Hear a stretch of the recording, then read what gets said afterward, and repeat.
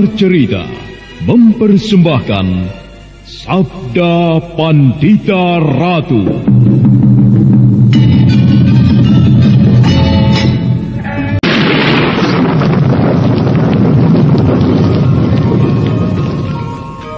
Sabda Pandita Ratu. Naskah ditulis oleh Pondra Swasti Langit, diolah oleh Agung Bahrodi, didukung oleh artis-artis terkemuka Ferry Fadli, Eli Ermawati, M. Abud, Ivone Rose, dan lain-lain. Teknik dan montase Ibing Arifin, dengan sutradara Dian Pertiwi. Sabda Pandita Ratu. Kali ini dalam episode ke-12 dengan judul Candi Swambara Budura.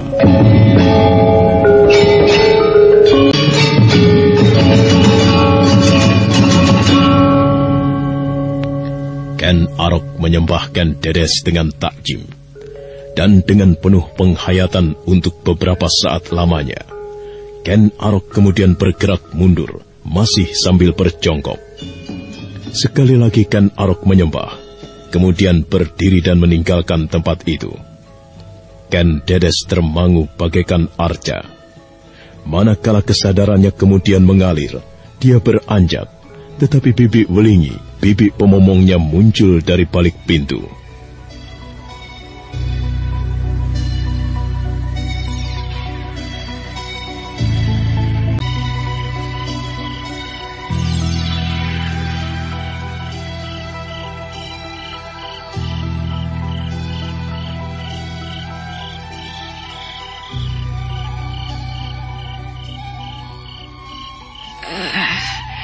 Ada apa, Nduk?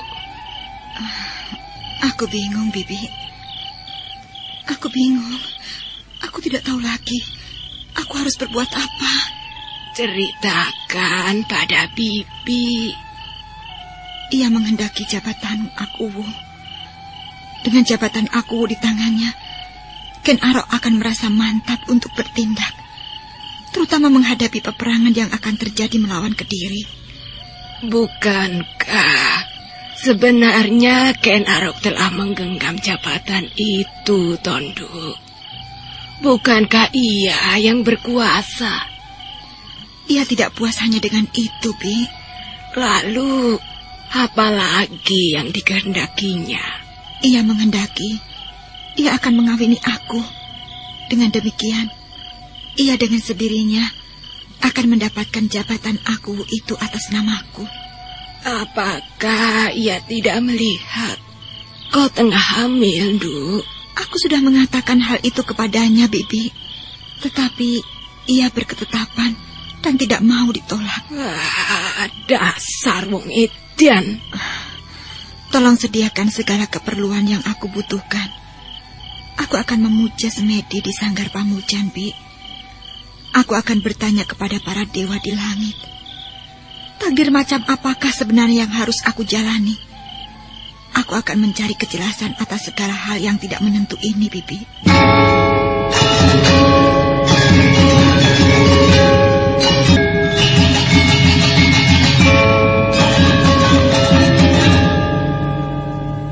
Pemomong Ken Dedes itu segera melaksanakan perintah momongannya. Bibi Welingi bergegas menyediakan segala sesuatu yang dibutuhkan, dupa dan kemenyan, serta arang yang akan dibakar. Tetapi ternyata, Ken Dedes menghendaki sebuah upacara yang lebih lengkap. Ken Dedes minta disiapkan air setaman untuk mandi dan keramas.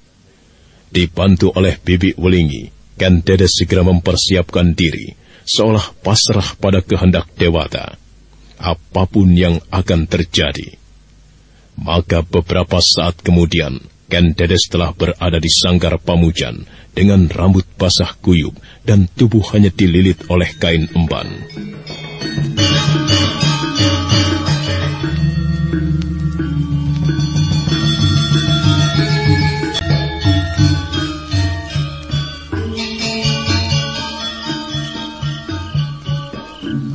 Bibi, bagaimana, Nduk? Bibi jangan pergi. Bibi justru akan mengganggu ketenanganmu, pemusatan pemikiranmu, Nduk. Tidak, Bibi Wingi. Bibi tetap di sini. Temanilah aku dan bantulah aku dengan doa. Semoga aku berhasil menemukan jawaban yang jelas. Baiklah, Nduk. Bibi akan menungguimu. Nah, mulailah. Arang di atas Anglo telah menyala. Bibi Wulingi harus mengipasinya dan meniupnya beberapa saat agar api terus berkobar. Dengan jiwa yang pasrah sumarah, hanya dengan satu niat pasrah pada kekuasaan Hyang Batara Agung sang pencipta jagat raya ini, Ken Dedes memulai mengheningkan cipta. Bau kemenyan kemudian memenuhi ruangan itu, berbaur-bau khas dupa dan ratus, siap menghantarkan Ken Dedes untuk menjelajah sebuah dunia di luar dunianya sendiri. Seiring waktu yang terus bergerak, kian lama kian larut Ken Dedes di dalam doanya. Aduhai Yang Batara Agung, sesembahan hamba. Sang Yang Widi Wasa penguasa jagat raya, terimalah hamba yang menghadap untuk mencari kejelasan yang menyiksa hati hamba atas takdir yang bagaimanakah yang harus hamba jalani. Wahai Yang Batara Agung, izinkanlah hamba mengetahui secuil rahasiamu atas takdir yang harus hamba jalani. Izinkanlah wahai para dewa, izinkanlah hamba. Semakin larut Ken Dedes di dalam doanya, semakin sempurna ia hanutupi babahan Hawa Songo, 9 lubang di dalam tubuhnya sebagai kelengkapan atas nafsu. Dan sesuatu yang tidak lumrah itu pun terjadi. Bibi Wulingi memperhatikan apa yang dilakukan oleh Ken Dedes berdesir. Jagat Dewa Batara, betis Ken Dedes bercahaya. Jelas aku tidak salah lihat. Iya, aku tidak salah lihat. Betis Ken Dedes momonganku bercahaya. Meski lamat-lamat. Jaga Dewa Batara, benar-benar kewahyuan anak itu. Cahaya itu jelas sebuah pertanda gaib, pertanda kelebihan di atas keadaan yang lumrah. Dengan tegang dan seksama, Bibi Wulingi memperhatikan apa yang dilihatnya. Asap dari kemenyan yang terbakar, berbaur asap dupa, mengalir tanpa henti-hentinya. Semakin lama ruangan itu dipenuhi oleh asap keputih-putihan. Ken Dedes menjelajahi angan-angan atau menjelajahi dunia di luar dunianya sendiri tanpa kendali. Berbagai sosok wajah muncul di dalam benaknya silih berganti. Wajah ibunya yang telah tiada, wajah ayahnya Empu Purwa Surya Suci di Panawijen yang melimpahinya dengan penuh kasih sayang, wajah Kameswara, lelaki yang dicintainya tetapi entah mengapa tidak bisa menjangkau dan dijangkaunya, wajah Senopati Banjarsari dan Senopati Narasingha. Semuanya terus berputar dan berputar, untuk kemudian penglihatan batin Ken Dedes singgah di sebuah ruangan aneh yang berada di balik air terjun. Ken Dedes mencoba mengenali siapa sebenarnya perempuan itu. Bibi Wulingi yang justru terlonjak ketika melihat sebuah bayangan yang muncul dari tiada menuju ada, lamat-lamat tersaput dupa. Jaga Dewa Batara. Keanehan apa lagi yang aku lihat ini? Tidak, sedang bermimpikah aku? Aku melihat seorang perempuan. Iya, cantik sekali. Tidak bermimpikah aku? Siapakah kau? Mengapa engkau menempati diriku? Mengapa engkau berada dalam diriku? Apa salahku? hingga kau harus berada di dalam tubuhku? Siapakah kau? Kau tidak bersalah, Kendedes. Yang terjadi adalah kehendak dari Hyang Batara Agung. Lalu siapa kau? Mengapa kau harus menempati tubuhku? Namaku Diah Ratu Sanjaya Warsa. Aku kemudian bernama pula Maharani Sri Sanjaya Warsa. Aku harus menyatu dalam tubuhmu, karena aku memang harus lahir kembali ke dunia ini untuk mendampingi suamiku. Siapa suamimu? Suamiku adalah Rakai Mataram, Rakai Walaingpu Kumbayoni. Karena takdir, suamiku harus lahir kembali ke dunia ini pula. Oleh karena itu, janganlah kau menolak takdirmu, Kendedes. Marilah mengabdi kepadanya. Ia seorang raja pembawa angin segar, pembawa alunan suara indah, pengayoman atas orang-orang papa. Siapa orang itu? Kau telah mengetahui orangnya. Kendedes, biarkan aku kembali menyatu di dalam tubuhmu.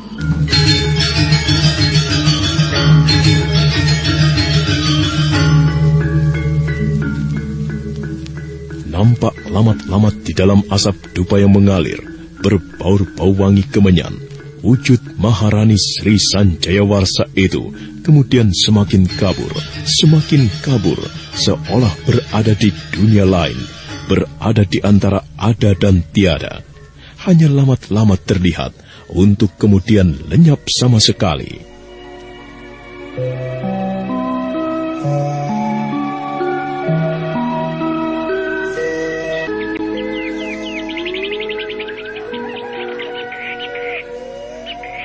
Sudah wajar pagi, Bibi. Aku tertidur, Kendedes. Aku yang bersalah. Seharusnya aku tidak meminta kepada Bibi untuk menjagaku semalaman. Kau tadi bertanya apa? Aku telah mendengar kokok ayam jantan, juga suara burung. Nampaknya sudah mendekati saat fajar pagi. Iya. Aneh, mengapa aku bisa tertidur? Bukan hal yang aneh, Bi. Bibi mengantuk, dan karena itu Bibi tertidur. Sudahlah, hal itu tidak perlu dipersoalkan. Duk, ada apa, Bi? Bagaimana, Duk? Bibi menyaksikan keadaan yang aneh sekali. Bibi melihat hal yang tidak masuk akal. Sebenarnya, apa yang telah Bibi lihat? Aku melihat perempuan yang cantik sekali. Kecantikannya mengimbangimu, mesti tidak melebihimu. Kau cantik.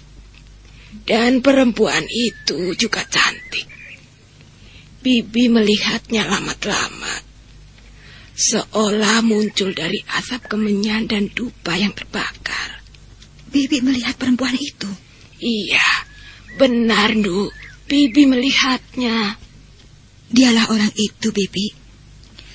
Orang yang aku katakan, jiwa lain yang bukan diriku, akan tetapi menempati tubuhku.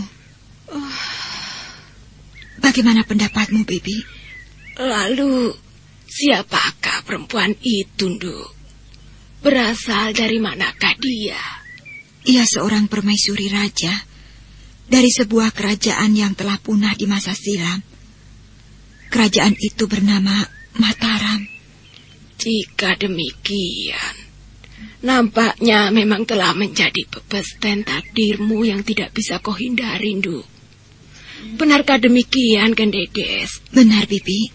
Jika demikian, kau harus menerimanya dengan ikhlas dan pasrah. Iya, Bibi. Aku memang harus menerimanya dengan ikhlas dan pasrah.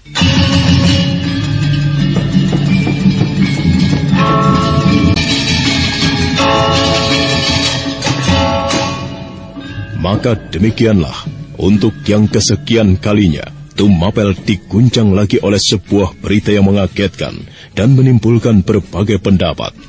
Ada sebagian orang yang terheran-heran, ada yang merasa senang, ada pula yang mencemoohkan.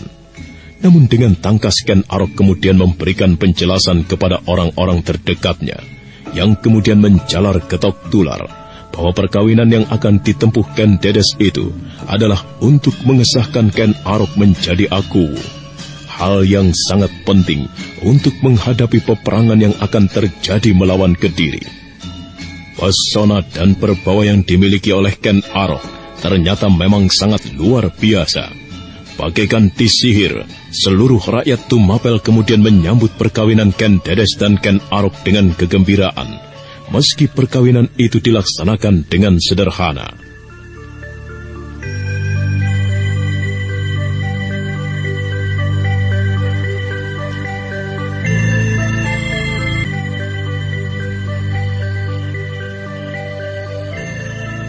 Suasana di Tumapel ini benar-benar menggairahkan.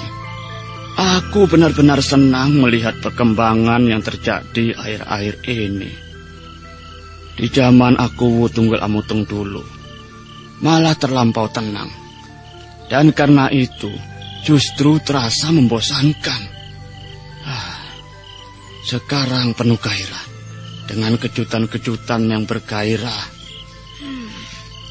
Mengkodisi, Pak Ne. Apa, Bu Ne? Omonganmu tanpa ujung dan pangkal. Yang kau maksud itu apa, toh, Pak Ne? Sudah dengar berita apa belum? Berita apa? Tuan Putri Ken Dedes dikawini oleh pimpinan prajurit yang menggegerkan itu. Itu dia, Ken Arok. Ken Arok? Yang kau ceritakan, ia perampok yang menunggang kuda itu, toh, Pak Ne? Iya. Golek ora patut, toh. Tuan Putri Ken Dedes kan baru saja kematian suaminya. Belum larut duka yang ditinggalkan suaminya. Atau apakah Tuan Putri Ken Dedes justru merasa gembira, toh, Pak Ne? Penalaranmu itu sempit sekali, Mbok Ne. Yang kau lihat justru apa yang nampak di luar. Apa yang terjadi di dalam justru sebuah pengorbanan. Tuan Putri Ken Dedes melakukan pengorbanan yang luar biasa. Kau pikir apa mudah baginya untuk mengambil keputusan seperti ini?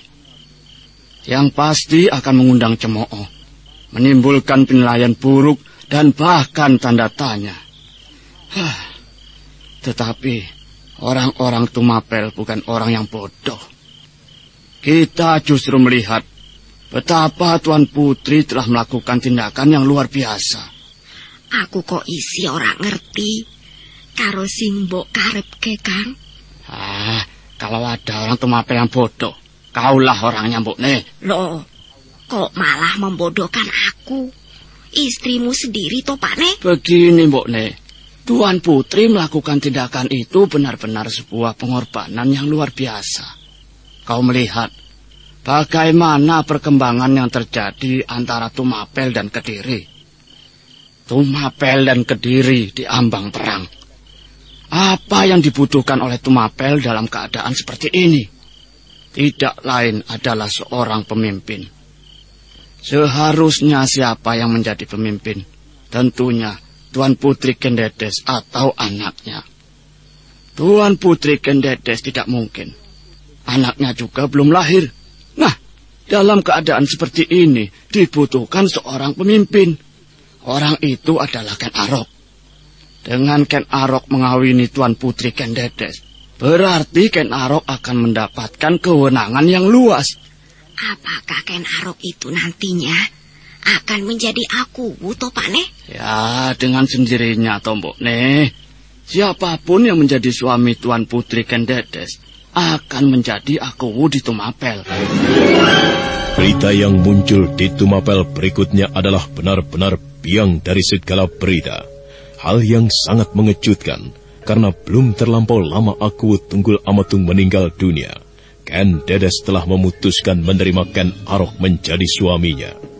Tetapi orang-orang Tumapel justru semakin mengagumi Ken Dedes. karena mereka melihat apa yang dilakukan oleh Ken Dedes itu merupakan sebuah keputusan yang sangat penting di saat Tumapel menghadapi peperangan. Dengan demikian, dengan sendirinya, Ken Arok menjadi aku yang baru.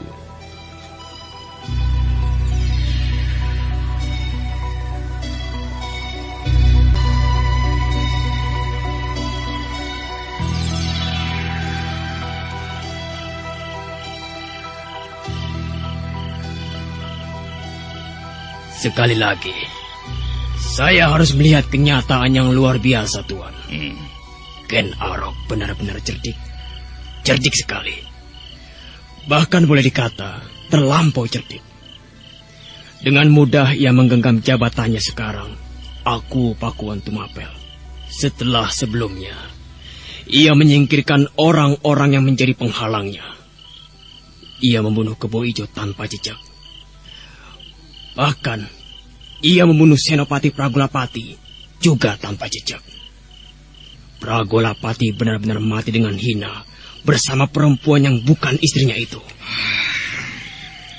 Dan kemudian, Tuan, dalam waktu yang sangat singkat, mengawini Ken Dedes. Benar-benar luar biasa, Tuan. Ya. Aku juga merasakannya. Tumapel berjalan penuh dengan kejutan-kejutan. Dan nampaknya masih akan terjadi lagi hal-hal yang tidak terduga, Tuan. Bagaimana perkawinan itu sendiri menurutmu? Pada awalnya, Ken Arok memang tergila-gila kepada Ken Dedes. Cinta yang merenggut kematian Senopati Banjarsari, Senopati Narasinga, dan aku Tunggul Ametung. Ken Dedes sekarang telah dimilikinya dengan mutlak. Lebih dari itu, Tumapel berada di dalam genggamannya pula. Benar-benar sebuah keberhasilan yang mutlak dan cemerlang. Dengan demikian, ini merupakan sebuah gambaran bahwa Tumapel tidak bisa dianggap remeh. Tuan, jika saya boleh mengatakan, Tumapel justru menyimpan bahaya yang lebih besar daripada Kediri. Karena Tumapel ada Ken Arok. Aku sependapat denganmu. Untuk itu, perkembangan yang terjadi di Tumapel ini segera kita laporkan kepada Kakang Ranggalampitan di Kanter. Akan tetapi, dalam 2 hari ini, sebaiknya kita masih melanjutkan melihat-lihat perkembangan yang terjadi di sini.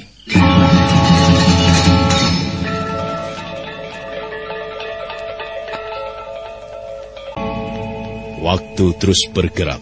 Senopati Rudra Bondo yang pernah menjadi pimpinan pengawal istana Kediri dan kemudian menggegerkan Kediri dengan ulahnya yang tidak terduga-duga, ditemani oleh Diposari, menyaksikan gerak dan gairah yang terus meluap di Tumapel. Ken Arok ternyata mempunyai kemampuan membakar dan menggerakkan serta membangkitkan semangat bagaikan api yang berkobar mengantar kantar. Rudra Bondo dan Diposari harus melihat kenyataan yang mendebarkan ketika mereka mengintip kegiatan keprajuritan di alun-alun.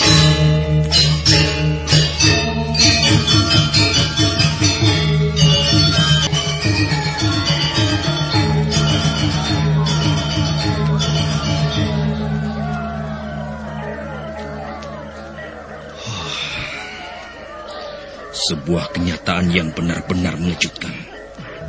Dari desa-desa, dari mana-mana tempat, para pemuda datang dengan kemauannya sendiri dan bergabung menjadi pasukan pengawal. Digembleng dengan cara yang khusus. Kemampuan para pemuda itu benar-benar mendebarkan. Lapangan penuh dengan nautan manusia. Kediri akan lumat.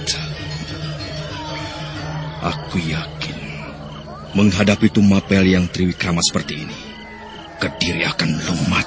Tetapi jangan lupa, Tuan, jika Ganter tidak pandai-pandai menyiasati perkembangan yang terjadi, Ganter mungkin akan menemui nasib seperti Kediri. yang baru saja Tuan bayangkan.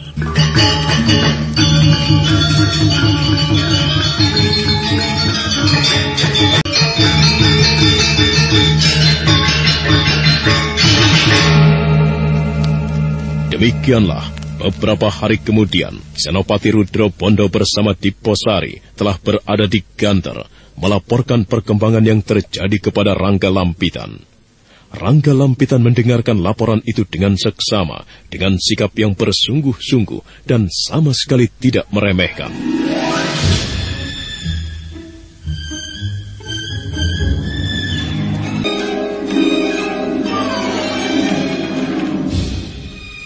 Kuakui, ia memang benar-benar orang yang luar biasa.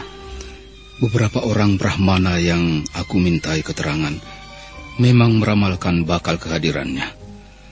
Seseorang yang membawa pertanda kasih dewa-dewa. Ia membuatku penasaran sekali, dan aku ingin bertemu dengannya. Apakah dengan demikian, Kakang akan pergi ke Tumapel? Tidak perlu. Tetapi aku percaya, kelak ia pasti akan menemuiku. Ia mempunyai kepentingan dengan tawaran kerjasamanya itu. Diposari. Bagaimana, Tuan? Ulangi bagaimana pesannya. Ken Arok menawarkan bentuk kerjasama untuk bersama-sama menghadapi Kediri. Akan tetapi dengan sebuah syarat. Ken Arok yang memimpin. Kelak jika peperangan usai, Ken Arok yang akan menjadi raja. Bukan main. Lalu? Jika Ganter tidak bersedia, sebagaimana Kediri, Ganter akan digilis hancur lebur. Bukan main. Benar-benar sebuah ancaman yang penuh percaya diri. Menyimpan kesombongan yang tiada terkira. Tetapi aku senang. Aku senang dengan ancaman itu. Bagaimana dengan sikap kita, Kakang? Kita akan memanfaatkan mereka. Ada baiknya saya mengingatkan Tuan, kita harus berhati-hati. Jangan-jangan kitalah yang akan dimanfaatkan oleh Ken Arok. Kita lihat saja nanti.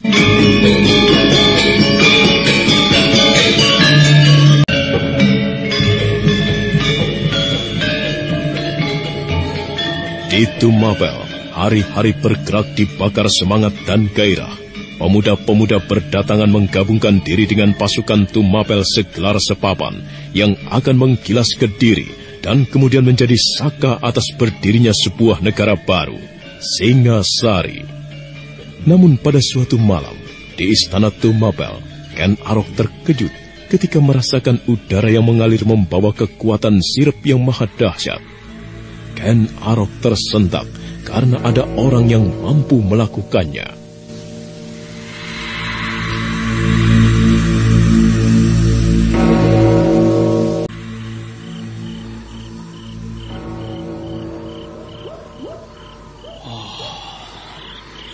Kekuatan sirap yang besar sekali.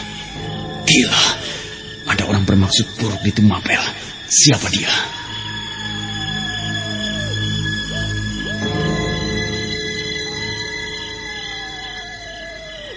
Ken Arok yang telah menjadi aku di Tumapel itu segera bangkit dari tempat tidurnya yang bersebelahan dengan tempat tidur Ken Dedes, yang meski telah menjadi istrinya tetapi tidak bersedia dijamah sebelum bayi yang dikandungnya lahir.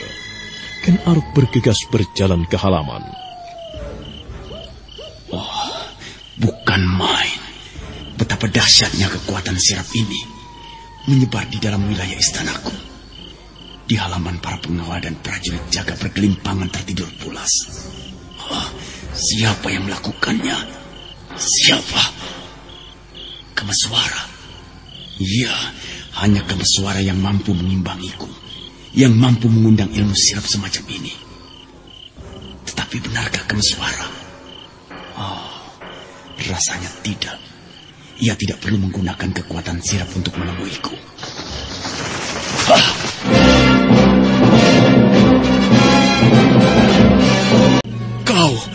Kau tidak lupa kepadaku? Iya, aku masih ingat. Kau telah menjadi seorang aku sekarang. Iya, aku sekarang aku di Tumapel. Sebuah batu loncatan untuk cita-cita yang lebih tinggi yang ingin kau raih. Bukankah demikian calon raja? Oh, ia mengetahui apa yang ada di dalam hatiku. Perempuan berbahaya. Siapa sebenarnya dia?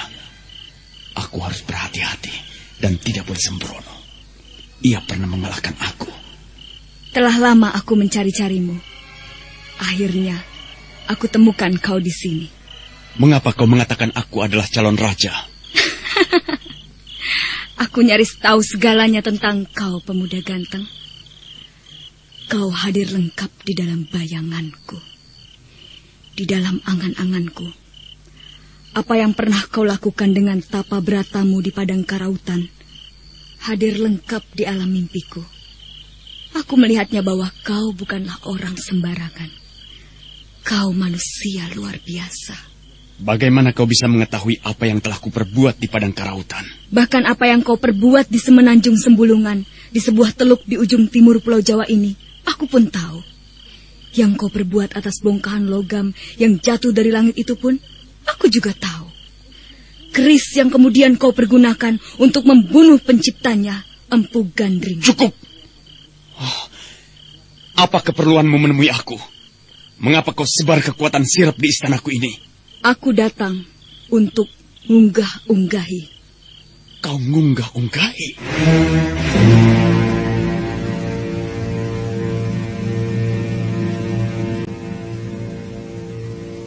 Ken Arok memandang perempuan itu dengan tegang. Keinginan perempuan itu untuk ngunggah-unggahi mengejutkannya. Ngunggah-unggahi adalah keinginan seorang perempuan yang mengabaikan batas kesopanan agar diperistri. Ken Arok memandang wajah perempuan itu dengan lebih cermat, terutama pada keningnya yang tertutup secari kain. Ken Arok berdesir membayangkan perempuan itu memiliki sebuah mata lagi di keningnya. Perempuan itu adalah Uma Durga.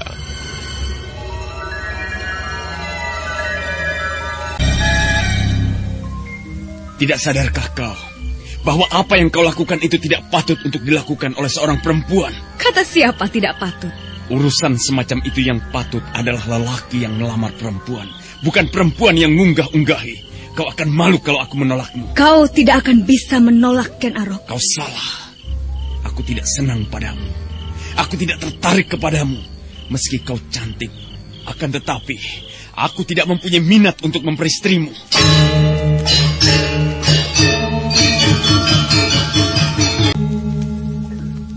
Tertata rapi kalimat yang diucapkan oleh Ken Arok membuat perempuan berikat kepala itu sedikit tertegun.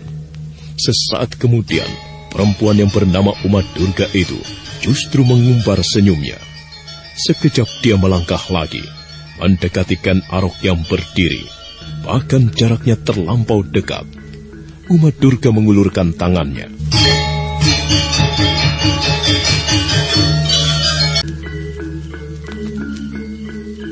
Sudah kau pertimbangkan kata-katamu itu, kan? Ya, sudah aku pertimbangkan. Justru kaulah yang nampaknya tidak mempertimbangkan kata-katamu. Kau yang tidak berhitung masak-masak atas keinginanmu. Aku tidak pernah salah perhitungan. Semua apa yang aku kehendaki harus terjadi. Dan kau tidak bisa menolak, Ken Arok. Kau tidak mempunyai pilihan kecuali memenuhi keinginanku. Sayang sekali, Nyai. Aku tidak mau. Pertimbangkan, Ken Arok. Kau akan mengalami kesulitan jika kau tidak mau. Kau bukan apa-apa bagiku. Setinggi apapun kemampuan kanuragan yang kau miliki, namun kau tidak akan bisa mengalahkan aku. Jika kau tidak mau, aku bisa menjadi ganjalan kesulitan bagimu. Aku akan berpihak kepada Kediri. Pasukanmu akan hancur berantakan. Gila. Nah, pertimbangkanlah hal itu baik-baik. Aku tidak mau ditekan. Dan tidak akan ada orang yang boleh menekan aku. Kau pun tidak. Aku bisa membakar istanamu dengan tatapan mataku. Persetan. Sebaiknya, sekali lagi kau pertimbangkan, Ken Arok. Persetan denganmu. Aku akan membunuhmu. Aku tahu kau penjelmaan iblis.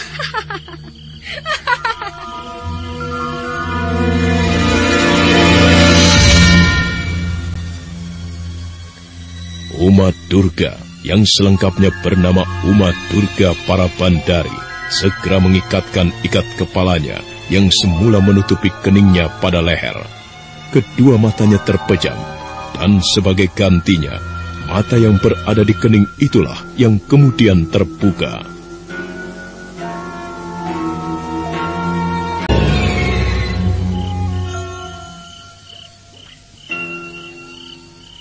Jika kau tidak mau menjadi suamiku, memberikan benihmu dalam rahimku, lebih baik kau mati di tanganku. Perempuan tidak tahu malu. Jadi itu yang kau inginkan? Ya, layani aku. Berikan benihmu kepadaku. Dan aku akan menjadi ibu dari calon raja besar. Sayang sekali. Aku sama sekali tidak berminat. Andaikan kau telanjang sekalipun di depanku, mempertontonkan kemolekan tubuhmu, aku akan memanggil pekatik perawat kuda agar memuasi hasratmu. Setan keparat! Matilah kau di tanganku, orang tidak tahu.